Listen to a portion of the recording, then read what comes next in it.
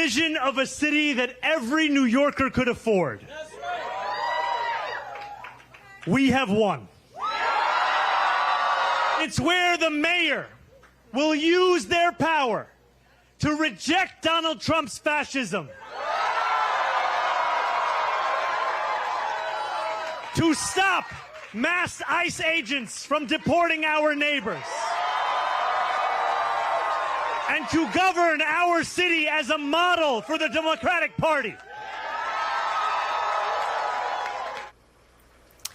It was nothing less than a political earthquake, a stunning result in New York City last night with the man you just saw, Zohran Mamdani, now poised to be the Democratic Party's nominee to be New York City's next mayor. Mamdani, who describes himself as a democratic socialist, is just 33 years old. He is currently serving in the state assembly. His campaign focused heavily on New York City's affordability crisis, as well as public safety. If elected mayor in November, he would be the city's first Muslim mayor.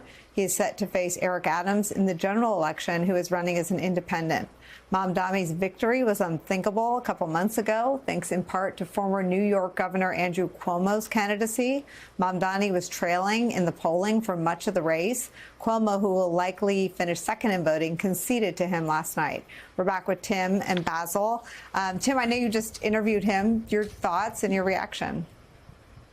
Yeah, look, I think that his politics is probably going to be closer to Basil's than to mine. But I think this should be a massive wake-up call for the Democratic establishment.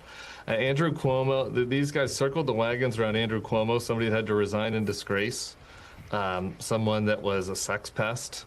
What was the rationale for that? They did so, and he spent $25 million on TV to or he had a super PAC that spent $25 million to obviously no effect. And he ran a campaign out of 1998. And you know, that we've seen too much of that from the Democratic establishment. And so then here you have this upstart guy, Zohran Mamdani, who ran a campaign for 2025. He was focused on costs, which we were talking about in the first segment. That's what everybody cares about, no matter what your ideology is right now. He was focused on costs. He was optimistic. He was affable.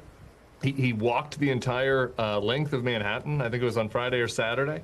You know, while Cuomo was running a Rose Garden campaign or whatever the equivalent of that is in New York. You know, man of the people, letting people yell at him, letting people disagree with him. And as you mentioned at the time, he came on my podcast. And look, he knew coming on that I'm a former Republican and a capitalist, that we were going to disagree. And I asked him about his, you know, a bunch of stuff I disagree with him on, whether it's the city-run grocery stores or, you know, some of the other DSA mayors, like the one in Chicago who's not done a great job, or anti-Semitism on the left. I asked him about all that stuff. He came on. Some answers were better than others, but he was normal. He was comfortable. He was affable. We laughed. He was able to make jokes. He didn't sound like a politician. That's how you run a campaign in 2025. You know, show working class people you care about them. Be authentically yourself. Be optimistic. Be a politician for the people. And I think that a Democrat could do that no matter what their ideology is. He just happens to be, you know, on the left side of the party.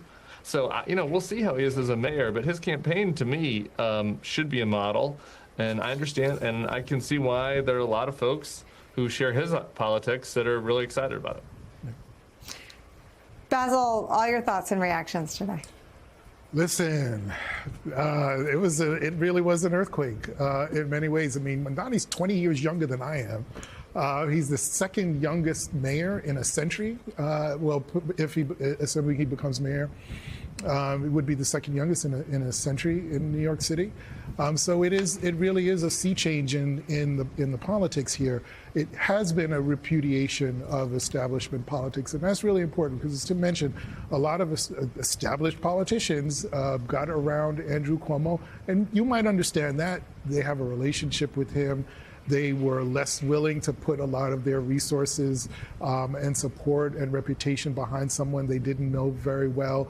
And they're used to those sort of political machines and political pathways. Some of them are my friends.